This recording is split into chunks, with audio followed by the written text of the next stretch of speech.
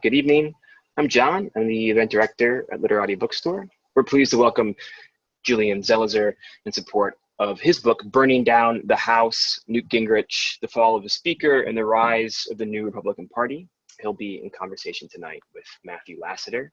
You heard me as you came in, but our Zoom etiquette is very straightforward. You're muted, you'll remain muted. Speaker mode, speaker view rather, is probably the ideal experience rather than gallery to watch this evening.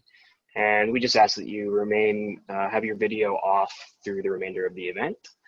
And following the conversation, we'll have time for a Q&A, and you can send your questions for the Q&A to me at any time in the chat. The chat is closed to the public, but you can send messages directly to me, and I will ask them at the conclusion of the conversation. As a reminder, you can purchase Burning Down the House to have shipped to you anywhere in the country on our website, literatibookstore.com, and I'll also include a link to the chat. And there will be a link in the description if you are watching later on YouTube. You can shop for more books, of course, at literatibookstore.com. There are thousands of titles available for curbside pickup if you happen to live in Southeast Michigan. And in lieu of a book purchase, we just ask that you consider a $5 donation to sustain our virtual programming, whether you'd like to think of that as this week's or this month's or this year's subscription. You can make donations at literatibookstore.com/donation.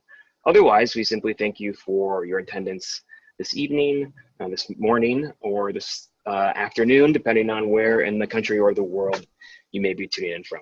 So without further ado, Julian Zelizer is the Malcolm Stevenson Forbes Class of 1941 Professor of History and Public Affairs at Princeton University and a CNN political analyst. His most recent books are Fault Lines, A History of the United States Since 1974, co-authored with Kevin Cruz, and The Fierce Urgency of Now, Lyndon Johnson, Congress and the Battle for the Great Society.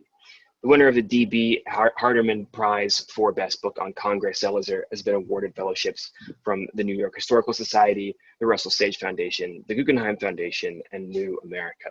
And speaking to him this evening, Matt Lassiter is a scholar of the 20th century United States with a research and teaching focus on political history, urban and suburban studies, racial and social inequality, and the history of policing and the carceral state. His most recent book project, The Suburban Crisis, Crime, Drugs, and White Middle-Class America, is forthcoming from Princeton University Press.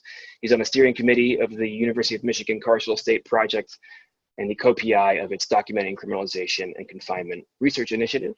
Please join me in using your Zoom clap reaction functions to welcome Julian and Matt to your living rooms. Thank you. All right, well, it's great to be here today. Thanks to everyone joining us. Thanks to Literati for sponsoring this. For those of us who live in Ann Arbor and beyond, it's wonderful to have such a great bookstore there. So for those of you who may be less familiar with Julian Zelizer's work, I'll just say he is one of the foremost political historians of our generation and really in any generation. He's written, authored or co-edited or co-authored, I think around 23, 24 books. And he's written books among other political figures about Lyndon Johnson, Jimmy Carter, Ronald Reagan, George W. Bush, and Barack Obama, or about their political eras. And his most recent book is about Newt Gingrich. And I thought we'd just start by asking Julian to just tell us a little bit about the book. Gingrich was in Congress from the late 70s to the late 90s, but the book really focuses fairly tightly on the late 1980s and an argument that Julian Zelizer makes that this is a key turning point in American history. So could you just tell us the central story of the book? Sure, it's this clash between two politicians. Gingrich is a pretty young congressman from Georgia. He's elected in 1978. He starts his career in the House in 1979. It's one of the first wave of Republicans in the South who are trying to take over Democratic territory. And in the 1980s, he's seen as a political bomb thrower. He's shaking up Washington. He's attacking Republican leaders for being too timid. And he's kind of arguing that Democrats are the embodiment of a corrupt establishment and that ultimately they have to be taken down. And he's gradually gaining power during the 1980s. He's making a name for himself. He's using the media, television in particular, as a way to get his message out to a broad public, even though he's not a leader. And in 1987, this guy named Jim Wright, who had been the Democratic majority leader, he becomes the Speaker of the House. He takes over when Tip O'Neill resigns and retires. And Wright was an old school Texan. He had been in politics since the 1950s, very much a product of that New Deal, Cold War era.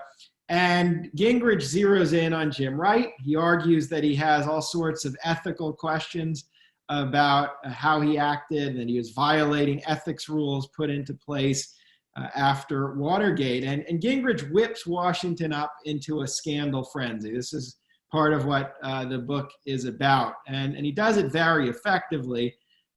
And ultimately, Jim Wright resigns not long after becoming Speaker. He resigns in May of 1989.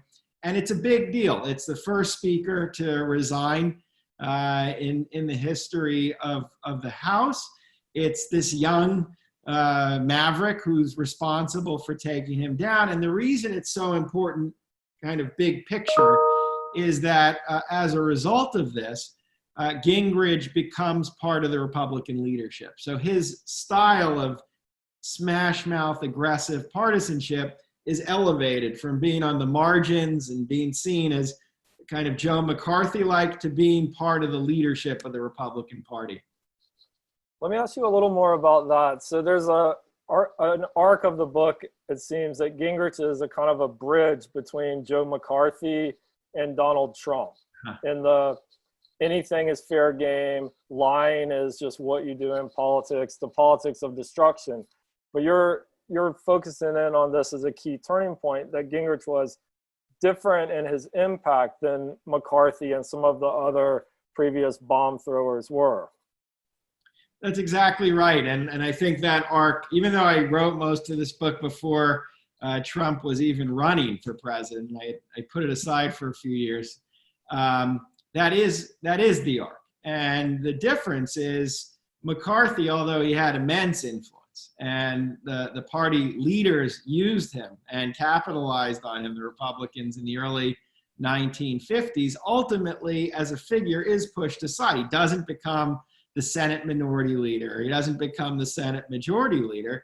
Gingrich has a very different trajectory. He uses a lot of the same kind of tactics, in some ways even more aggressive in what he's willing to do in the political process. But the story ends very differently. My book ends with him being first the House Minority Whip, which is a leadership position. Then in '94, he'll become the Speaker of the House. So he institutionalizes this, not just as part of how Republicans practice their partisanship, but this is the playbook that the party adopts. And so that's why that transition is so important. Let's talk a little more about the causes, what lay the groundwork for Gingrich. I thought one of the most important arguments of the book historically, and not something I remember pundits and journalists or scholars even talking about at the time, is how the reforms of Watergate and Vietnam helped lay the groundwork for Gingrich's crusade. And can you just talk a little more about how he leveraged these good government reforms and the role of the media and the post-Watergate, post-Vietnam era in the politics that he pursued? Yeah, I mean, Gingrich he's very astute, and he has a good understanding of where the country is when he comes into office. And just for people listening, this is a decade in the late 70s where there's certainly a lot of turmoil, a lot of distrust. The country's somewhat recovering from Watergate and Vietnam and all the conflicts that came out of that decade. But part of how Congress responded to Watergate and that era was to put into place lots of reforms to basically try to make Washington better. And two of the big reforms, one was a set of ethics rules, which were meant to make members of Congress and the executive branch more accountable. You had to disclose where you earned your income from. There were certain limits put in the books in terms of how much could you earn speaking to different groups. There was a cap to what you could do. And those sorts of ethical questions were put into were codified. And another important reform in my story is sunshine reforms, which were put into place in the 70s with the idea we have to open up politics, we have to let the public see more of the political process. And the most immediate example is the House of Representatives in 1978, which had always done its business behind closed doors, lets television cameras cover what they're doing. And a camera is put into place and it covers the person speaking day in and day out. And as a result of that, a channel starts called C-SPAN on cable, which has this feed. Gingrich zeroes in on both of these as very important tools. He uses the ethics rules not as a means of cleaning up Washington, or not as a means of really thinking about how could politics be better, how can we have leaders that have more limits on them, but they're a perfect tool in his mind to go after Democrats who he's arguing are corrupt. So he takes questions about Jim Wright in 1988 and 1989 about whether he had violated some ethics rules, which he ended up not having violated, but he uses stories about this. So for example, Jim Wright sold a book of speeches that he published, and he sold them in bulk whenever he spoke to a group. And the reason he did that was because under the ethics rules, there were limits on how much you could earn speaking, but there were no limits on book royalties. So this was a way around those laws. So he takes this kind of shady behavior and he uses it to paint a portrait of Jim Wright as the person he says is the most corrupt speaker in all of American history. And then the sunshine laws are also fantastic in his mind because they offer a way for him. He's not yet a leader in the early and mid 1980s. He doesn't have the power to kind of command the committee rooms and to command the main stage during the day, but he understands that there's moments of the day anyone's allowed to speak, and television will cover what you're doing. C-SPAN will cover what you're doing. And so he takes to the floor at the end of every day with his allies, and he makes these really blistering speeches that I cover in my book about Democrats being weak on defense, unpatriotic, and he uses the television camera as a way to get his message out. So those are just two examples where he really capitalizes on reforms and he weaponizes them, and he makes them a tactic that the Republicans are going to use. Thanks a lot. So before I ask another question, I just want to remind people listening that you can type questions into the chat function, and then for the last 15 or 20 minutes, we'll have audience questions. So Julian, I want to ask you maybe one more question about the 70s and 80s politics and how that shaped Gingrich.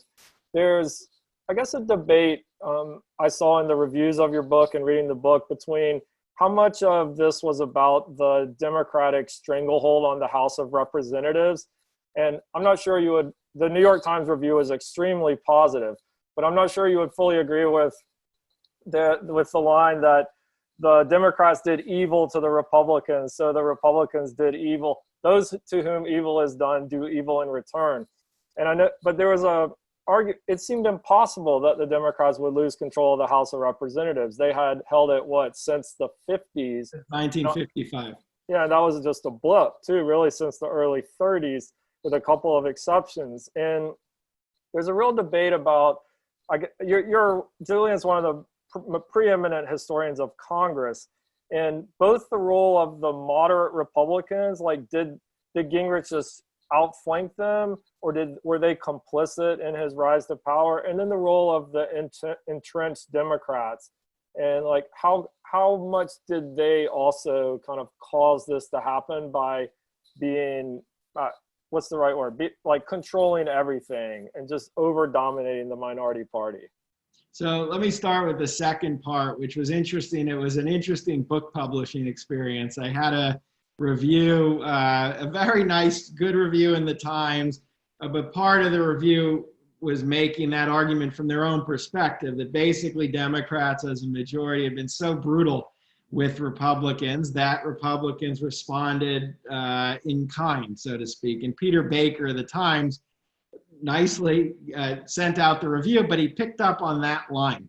And so that quickly stimulated a debate, which in Twitter is very easy to do, about both sides-isms and not seeing the asymmetries between the political parties, which is actually the point of my book. So it was a funny debate that happened because my book's actually saying the parties are very different.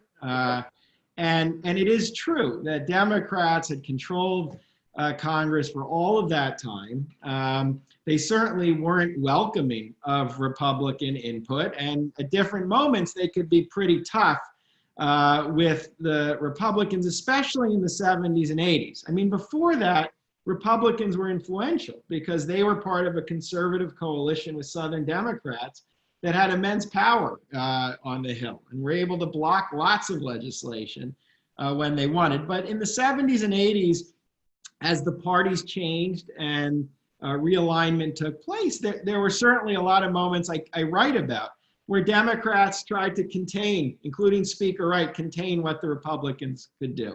That's different kind of partisanship than what we're seeing with the Republican Party Gingrich forward, meaning even the partisanship, I think, of the 50s and 60s and 70s, when it was being done aggressively, there were parameters to what you did. The leaders of the Democratic Party were still concerned with governance, for example, as a function they had to fulfill. There was concern about the overall health of the institution.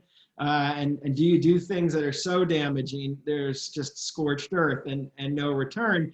Whereas the Gingrich plus, meaning through today, doesn't think that way. It's a kind of purely partisan focus where almost anything is permissible, from pure raw disinformation on a constant basis in terms of policy and your opponents, to a willingness to take very basic parts of the political process, like passing a budget, and use them in partisan battle. So I thought that line, when I saw it, I instantly knew, boy, this is going to blow up.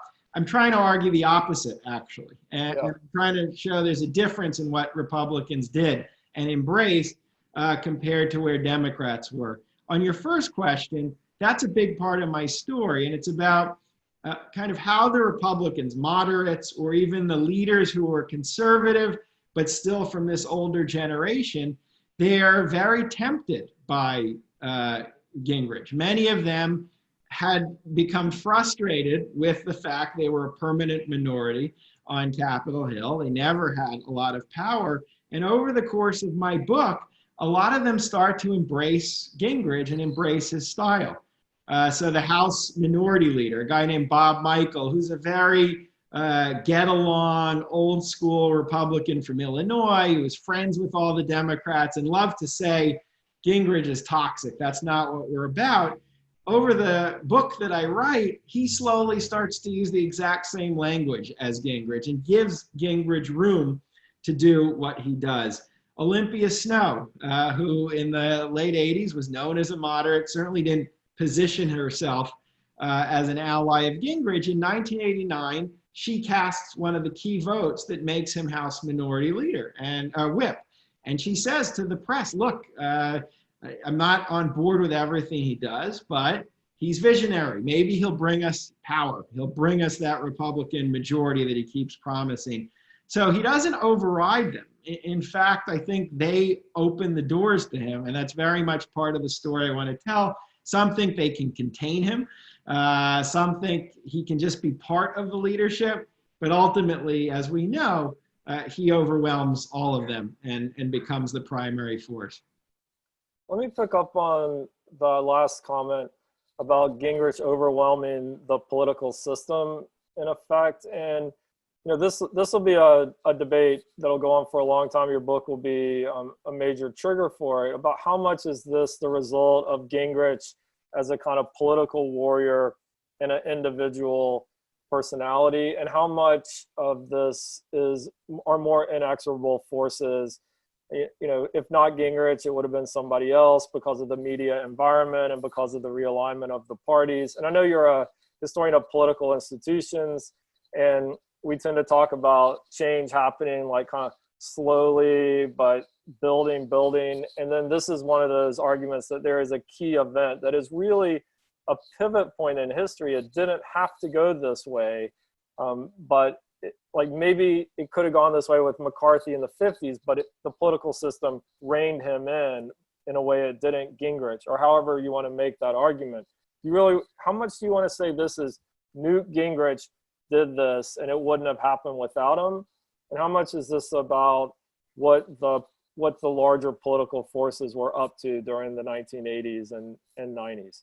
It's a great question, and everyone listening, Matt's one of my favorite historians, but part of what you do always is you think of the historiography, as we call it, the framework for how you're analyzing something and how it relates to the literature. And that is a core idea and framework that I wrestled with, meaning a lot of work that I have done on polarization, on partisanship, on the GOP, has really been about institutional and structural forces. I've written a lot on the media and how the media is changing during this period, or how the parties are changing at basic levels, whether it's voters sorting, as we say, or the parties in Washington strengthening their muscle so they could have more of an impact. But in this book, I thought about it a little differently. And I really felt that a lot of the work we have on this whole era is so macro and so abstract. We miss key players and we miss turning point moments where things do move in one way. And I don't know if they wouldn't have moved in that way if all the pieces weren't aligned. But as historians, I could see this was one of those moments. I'm not convinced that had Newt Gingrich been stopped at that moment, really, if the Democrats had more backbone in 1989, which I argue they didn't, and kind of put this down. If Republicans had said enough to Gingrich, I don't know if it would have all turned out the same. I mean, I do think Newt Gingrich was a pretty formidable figure, and he ends up with a lot of power to sway the way the Republican Party works. And then within that story, there's moments in Gingrich's career. It wasn't inevitable he'd end up speaker. I see in my own story different places it could have stopped. So I'm trying to, I don't do an either or in terms of how I tell the story. I'm trying to situate Gingrich and all these changes of American politics that are happening, and I try to put him in context. But it is true, more than many of my other books, I want to argue he matters. And what he did matters, and it does impact profoundly the course of history. And I'll just say one other thing. This is a question I've been wrestling with since my very first book. I wrote about a guy named Wilbur Mills, who was the chairman of the House Ways and Means Committee. And when I was a graduate student, a couple, I think it was economists or political scientists, asked that basic question, like, does it really matter? Meaning, they argued anyone who is the chair of Ways and Means is powerful. So if your book is about how that chairperson had power, you could put anyone in that seat and it will be the same story. And already back then I realized, well, that's not exactly true. People with power have very different effects and have different impacts on the trajectory of everything around them. So I want to kind of put on the table the way that individuals can matter in pretty profound ways.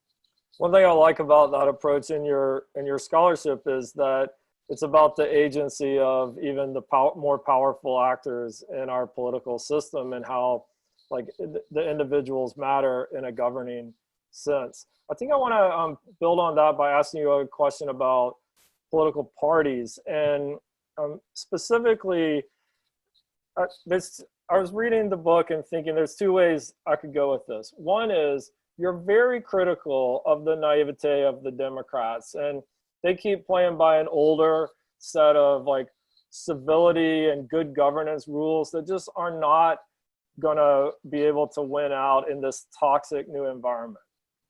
In your larger body of work and in this book, you're very conscious that Republicans have created a political style that can win elections, but is terrible at governing.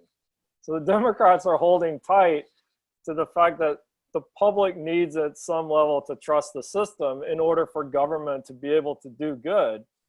But then they come across as hopelessly naive, and they just keep getting stomped again and again by dirty politics. What would be your like commentary or scholarly take on that? Like, what's the takeaway for the Democrats here? Yeah, I mean, that's a big question that if you translate it to 220 would be, can Democrats uphold the kind of campaign that a Joe Biden wants to run and in the end win? If you have Joe Biden doing traditional interviews on a computer and using pretty standard attacks, and then you have the other side launching investigations and threatening to delay the election. Is that going to win? Is that going to be functional? Not to interrupt, but the difference is, like with Katrina and Bush, the Republicans are in power and they're proving to us incompetence in governance. And so Democrats don't have to be dirty as badly when the Republicans are in power. But what you're saying, I'm not trying to interrupt you, but the larger point is that there are moments in elections where the Democrat, or in these political contests, like the Democrats just get rid of Al Franken. The Republicans never would have done that.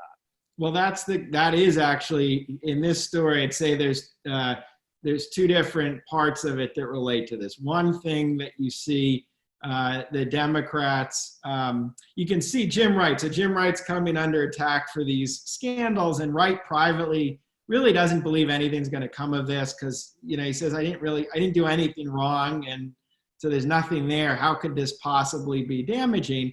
And what was interesting in my story, whenever I ask these questions, when the investigations are really starting, what he and his lawyers do, they constantly distribute very technical explanations, stating, well, these are the ethics laws, this is what Jim Wright did, and really mapping out how this is fine under the ethics laws.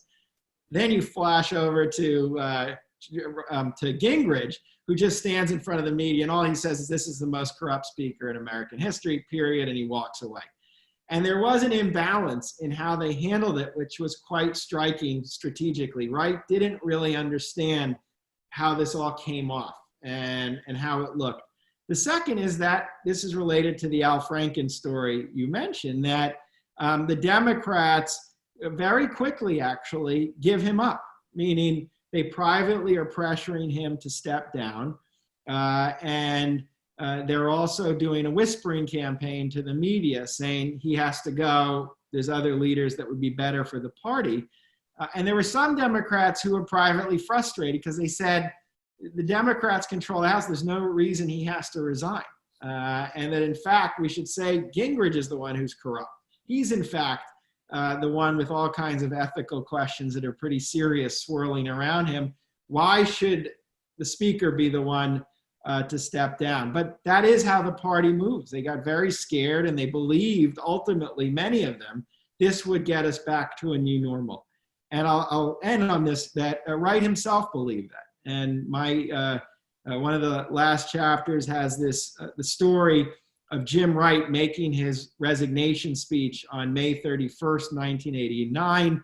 It's a dramatic piece of oratory on the floor with C-SPAN covering it that you can still Google and watch, where he goes through every single charge and refutes it. Again, very technically, why it wasn't any kind of ethical problem what he did. He apologizes for any bad judgment he has, but he says, I didn't do anything. I'm not a criminal. I should stay in office. But then he resigns and he says, I don't want, I'm giving my job back to you. And he tells both parties, even his own party, I don't want mindless cannibalism to destroy this institution which he loves. And the speech is a remarkable speech, but it really reflects the mindset that everything was still as it used to be and everything could be brought back to normal. But Gingrich had no intention of stopping. Instantly, he's launching more ethic attacks on other Democrats, and we know where the story goes. So it's an interesting imbalance. I don't know what to make of it. I mean, it's a debate people already had, and that comes out of sometimes the book. Should Democrats have been more Gingrich-like in the end? Is that the only way to survive? And my answer is always no, because I'm trying to say that's just too destructive. But there is a midpoint. where you can be certainly more media savvy, more responsive and aggressive when attacked, either by a Gingrich or McConnell, in a way that allows your party to survive. And I think it's an interesting difference in the parties. Yeah, thank you for that. Maybe just a couple more questions and then we'll see what the audience is doing. One thing I was thinking about when looking through your book, you, as you said, you started it before Trump got elected, but Trump is looming over this. And you remember a few years back, political scientists published a book called The Party Decides. And the argument was like the unelected big shots in the party, they make the decisions. You can't get nominated without their consent. And then Trump comes along and kind of outmaneuvers a political party.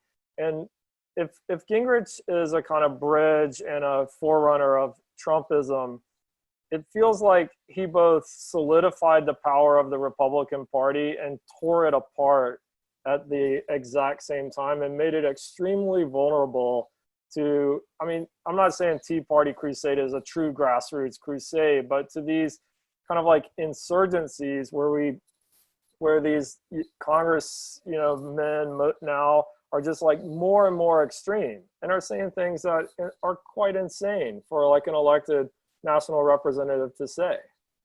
Yeah, so, and the Tea Party, by the way, is, if there was a contemporary thought on my mind, that's when I started the book, or really started working on it, when the Tea Party came to Washington during the Obama presidency and started to say things and use processes like the budget or the debt ceiling in really pretty radical ways. And that was on my mind, kind of, how does the party end up in this place? And the Party Decides stuff is really, it was a whole, this literature that essentially argued there was still a logic to politics that you could map out, and that the party still had pretty strong institutional mechanisms. So you have that literature, which endorsements still matter, for example, from party bigwigs. And then you have the Trump presidency, which seemed to just contradict all of that. And so one way to think of it is what you said, that literature, the Party Decides, undercuts how unwieldy the Republican Party has been and why there are all these spaces where insurgencies can do quite well, even if the party leadership doesn't support who the winners are. And that leadership is much more fragile. It's much more it can be defeated much easier than that scholarship suggests. The other way to think about it is that the party leaders are different than we think, meaning, I like to think Newt Gingrich is the senior statesman of the party, not Jeb Bush. And that if we shift the focus and say, well, if you read books like Rick Perlstein of the 60s and 70s, you read this, and you go through Trump, you could see maybe the party's quite different than how it's been presented in some of the literature about Ronald Reagan and the conservative coalition. And then the party does decide. It's just a very different set of party leaders who we're talking about. So I'm not answering kind of which of the two they are, but I think I lean a little bit to the latter. And there's a whole bunch of books coming out now, confessionals from Republicans, like a guy named Stuart Stevens, who wrote a book. He was a big Republican operative. Book's coming out in a few weeks. He ran Mitt Romney's campaign. It's basically the Republican Party is all the worst things that have been said about it are true. This is a party that plays on race, and we never said anything, he argues. And it's a family values party where none of the members live by family values. It's all been this.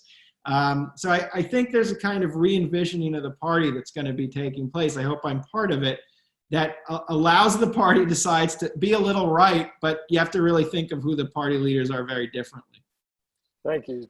I want to ask this maybe a back-end question about how you conducted the research for this book. It feels like you did a lot more interviews than you've done in most books, and the Gingrich archives, which I think were closed, at least the ones in West Georgia, until not that long ago, you said were a gold mine. Yep. And can you just tell us a little bit about how you dug a story that happened in plain sight out of the archives and not just out of the media coverage? Yeah, so I'd say I had I did use the media coverage, not so much to explain what happened, but I made the media coverage a centerpiece of the book in some ways. And for example, I pay a lot of attention not just to C-SPAN, but to investigative journalism and what they were writing, not just for the substance, but how did they end up being played in this political era. I also use C-SPAN, I'll add, as an amazing resource because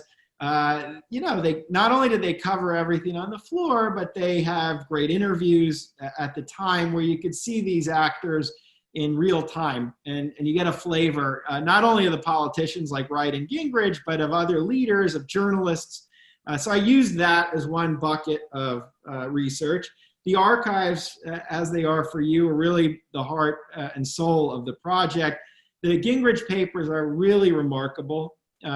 Most congressional papers, if you use them, they are primarily filled with letters to and from constituents asking for help with Social Security payments or veterans benefits, and then often lots of reprints of the congressional record or articles in Newsweek or the local press about the politician, which is all fine, but it doesn't really get you into a story like the one I want to tell. The Gingrich papers have everything else that you would want. It has strategy memos, it has letters, private letters between Gingrich and other members of Congress, staffers, and even reporters. It has, not just little strategy memos, long strategy memos over years where you see Gingrich laying out his plan. It was really just a total treasure of material that allowed me to get into this. I even found tucked in a box in between two folders, a piece of paper with handwritten notes, a yellow pad piece of paper. And it turned out to be the handwritten notes Gingrich was taking as Jim Wright was resigning, saying what he was thinking of the whole thing, which you never find. So I had that. The Jim Wright papers weren't quite as good, but there was a lot of great material in there as well from the staff level, which is often some of the best stuff. And Jim Wright kept a diary for different parts of his career. So and he put it in there. It's a private diary, and I can see his thoughts as he first encounters Gingrich, very vivid about what this guy is about. And I could include that. So the archives was unusually robust for me.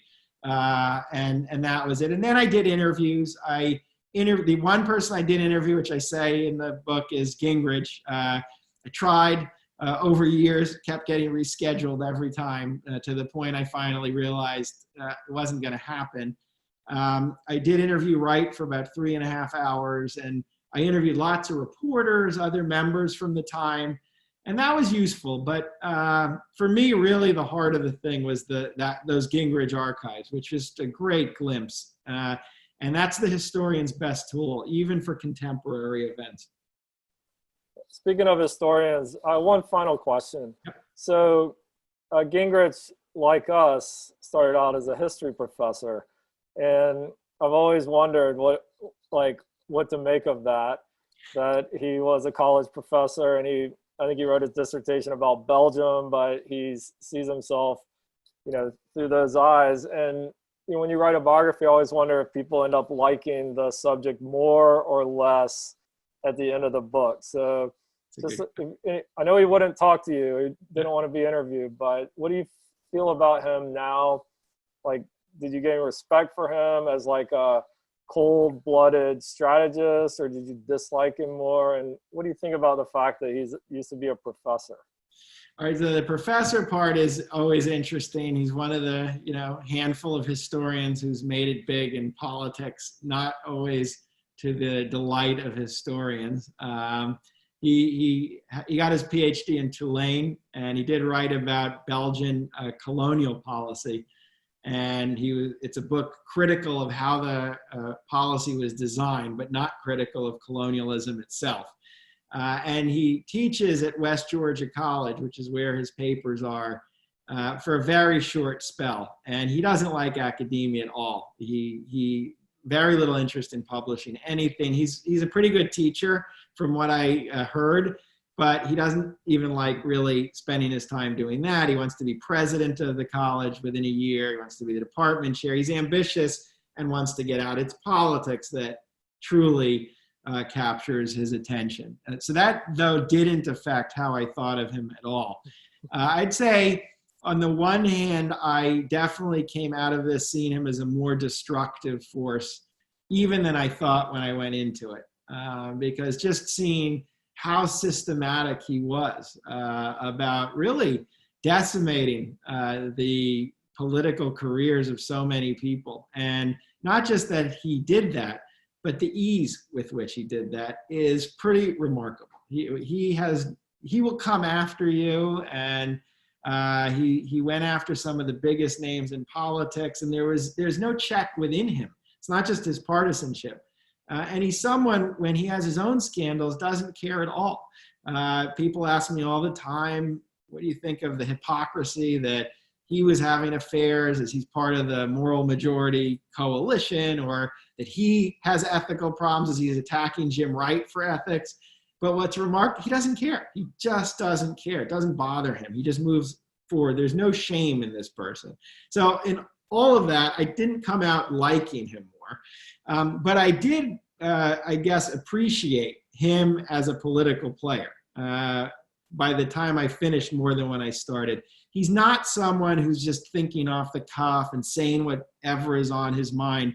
He was incredibly systematic about his strategy. He thought about this from the first time he ran for Congress and didn't win in 1974. He mapped out an agenda of how do you take down the Democrats in ways that other Republicans weren't doing.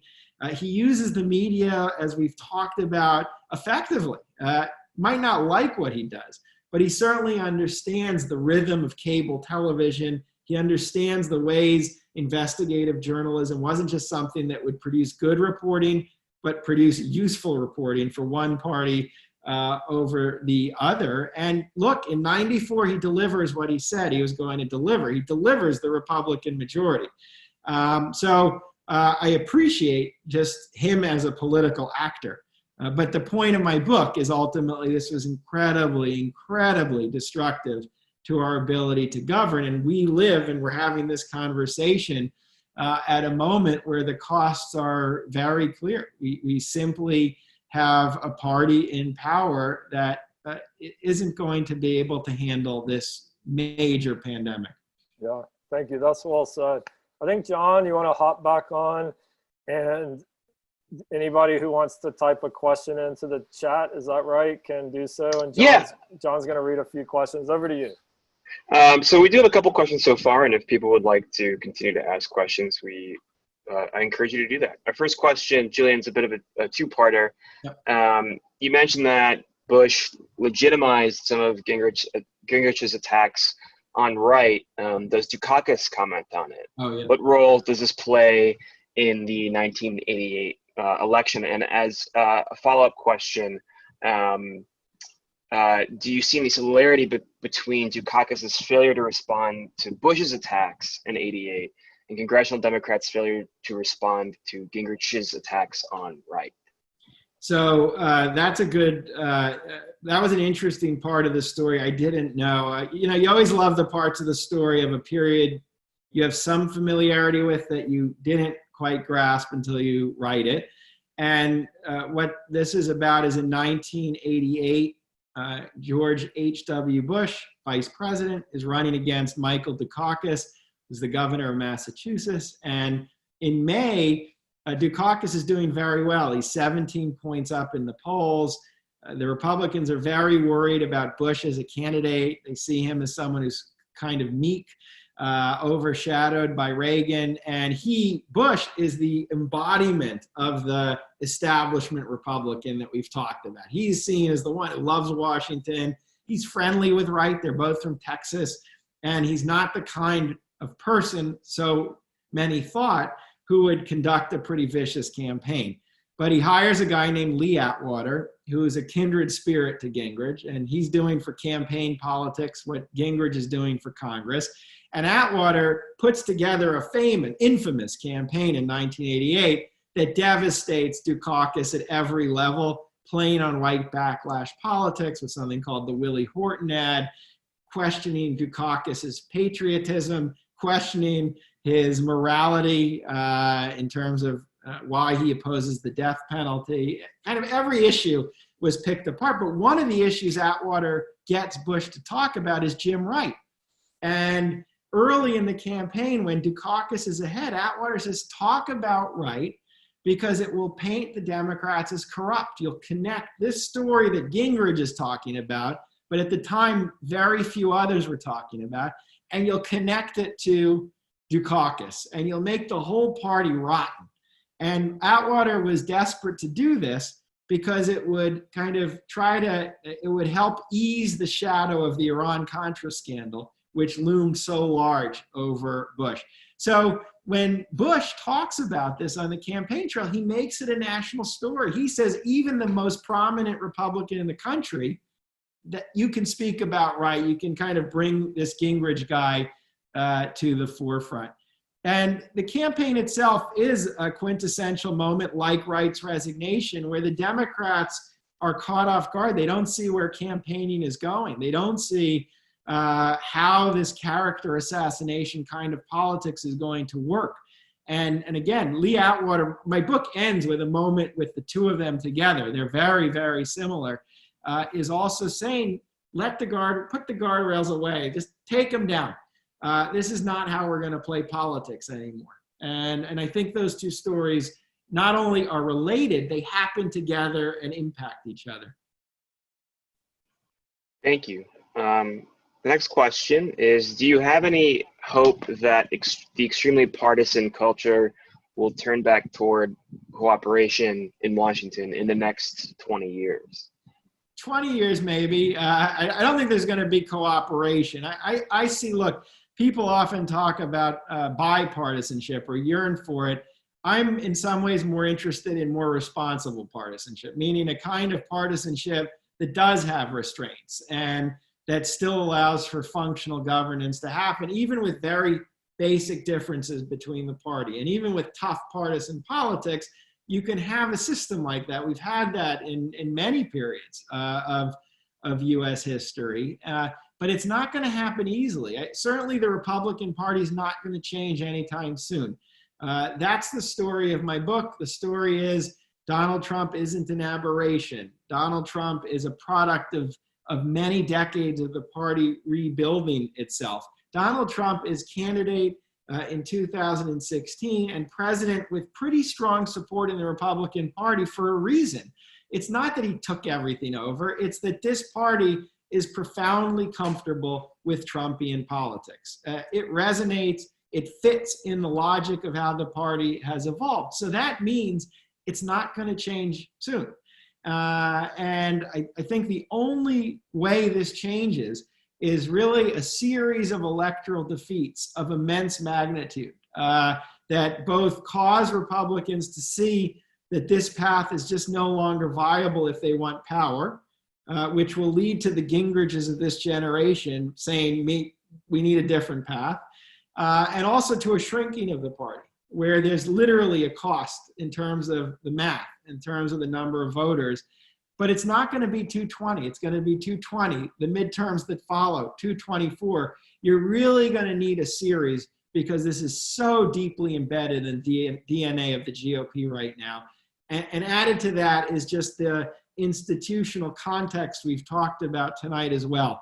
It's not as if Fox News is disappearing very soon. And now you have a really strong infrastructure that facilitates what this party is doing. And so it's going to take a lot of work. Maybe somewhat related to this, there's a question that if you could talk a little more about money in politics and how this influences the powerful people who drive changes like Gingrich. So is there a relationship between perhaps lobbies, influential lobbies, or the sort of connection of private capital and congressmen and congresswomen, senators that might connect to the kind of rhetorical heft of what Gingrich represented? Well, look, money matters in many ways. One way it matters is the flow of private money, which is so strong, does continue. And it's been doing this for decades, breed or generate this sense of distrust and frustration in politics. So if you're an anti-establishment Republican that talks about the corruption of Washington as a central theme, from Gingrich to Trump, it certainly helps that there is evidence of corruption, and the flow of money is distasteful to a lot of Americans. And Republicans, this group that I've talked about, capitalize on that all the time. I mean, part of my story is Democrats didn't go far enough in the 70s of really repairing the problem, so they were vulnerable. There were problems with the party. There were problems with the process, and then they can be exploited. So if we have a system where money keeps flowing in and the limits actually keep getting weaker and the alternatives seem even harder to imagine, it lends itself to those who demagogue on these kinds of issues. There are interest groups who also support the current configuration of the party. Single interest groups on issues like gun rights or anti-environmental policies that keep the flow of money into the coffers of candidates who are loyal to the party line. And if you don't remove that, it's very hard for a Republican with the best intentions. This is a story certainly true for the Democrats as well. It's hard to break with that because you're basically casting aside your political career. And so that's yet another way, I think, in which money influences where we are today. But that's more than elections. That's a question of political reform, which is very hard to do, but I think very essential. There's a question maybe related to an earlier question, and also the question is, how do you see the future of the Republican Party after the entire leadership followed Trump without any checks? And you mentioned, and if I may, you mentioned that the Republican Party is a party that's very comfortable with Trumpian politics. But I was listening to a political commentator talking about this sort of floating delay in the election thing because of the pandemic that happened late last week. And comparing it to Matt Bevin's reelection campaign in Kentucky, and how he tried to recanvass, and there was sort of this abandonment of him because he was such a bizarre figure by his own party in Kentucky. And this commentator was sort of positing that it was probably possible that the Republican Party wouldn't follow Trump into the breach on that issue. But so seems like there's this divide between the comfort level of Republicans with Trump and Trumpian politics, and they're also seeming willingness to shed him completely in this next election. So that's just something else I wanted to add to sort of color that question. But yeah, that question made me think about that issue.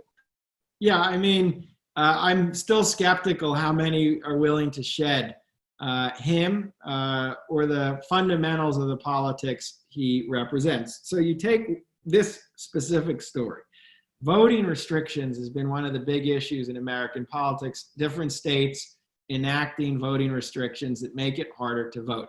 This is nothing that comes out of the Trump presidency. This has been going on for decades. It's a product of a group of conservative thinkers in the 1980s, many who worked for Reagan, who basically created treaties that explained why the VRA, the Voting Rights Act, was no longer very good, and that these kinds of restrictions were essential. And we've seen these restrictions, which are part of the story of what happens in this election.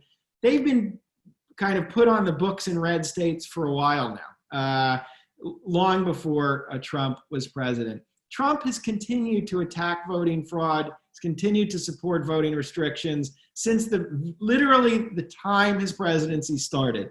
And I haven't seen any Republicans really shedding him yet. There's a handful. George Conway and Stuart Stevens, they're not the Republican Party. There are a few people in the Republican Party with a lot of media clout. And so the fact they haven't pushed back suggests to me, I'm not so sure, what this outrage with this last tweet is going to mean. And let me say, finally, In the middle of a pandemic, the notion that the federal government doesn't provide immense resources back in March and April for making sure that absentee voting, mail-in voting, which are the same, are going to be easy to do in all the states and done in all the states, that is a form of potentially delaying and disrupting the election. So you don't even have to agree with President Trump's tweet. And if you're a Republican still doing all that or allowing all that to happen, you're on the same page. And let's see, the head of the Federalist Society wrote an op-ed saying that he should be impeached for that, but I'm still waiting to hear where the rest of the Republican outrage is. And so far, it's relatively quiet other than a few op-eds. So insofar as Republicans can maintain power through, for lack of a better word, if I'm being too crass about it, rampant voter disenfranchisement, there's not much interest in ditching Trump insofar as he is allegiant with those goals and has been throughout the entirety of his term. So that's, he still helps the overall project of how the Republican Party maintains power or its chances at power. He's helped the Republican Party in many ways. It's not a total surprise, and it's not just disenfranchisement. He has moved forward with all sorts of economic deregulations that fit very nicely in what Republican policy has been about since the Reagan era.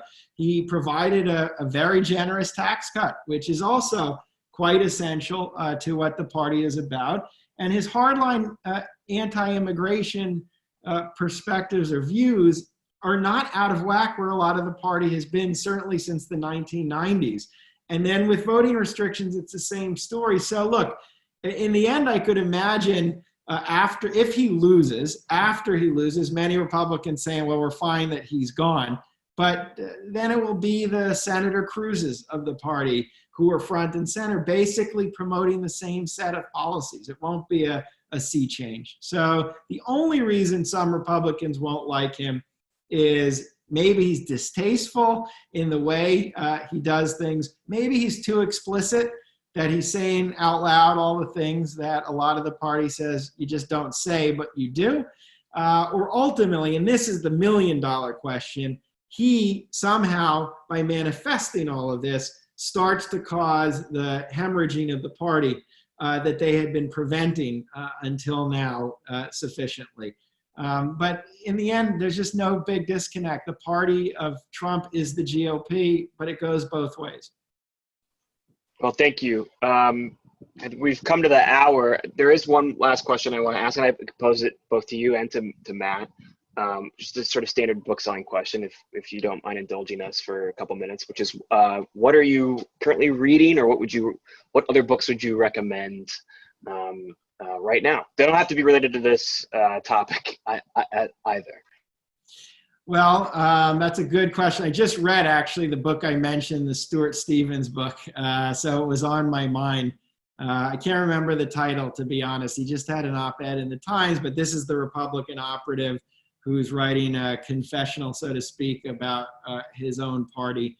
So that's the book. And then I just started reading my colleague at Princeton, Eddie Glaude, who has a book out about James Baldwin, which is a bestseller and you can see everywhere. And I just started digging into that, which I'm enjoying very much. So those are the two books on my night table right now.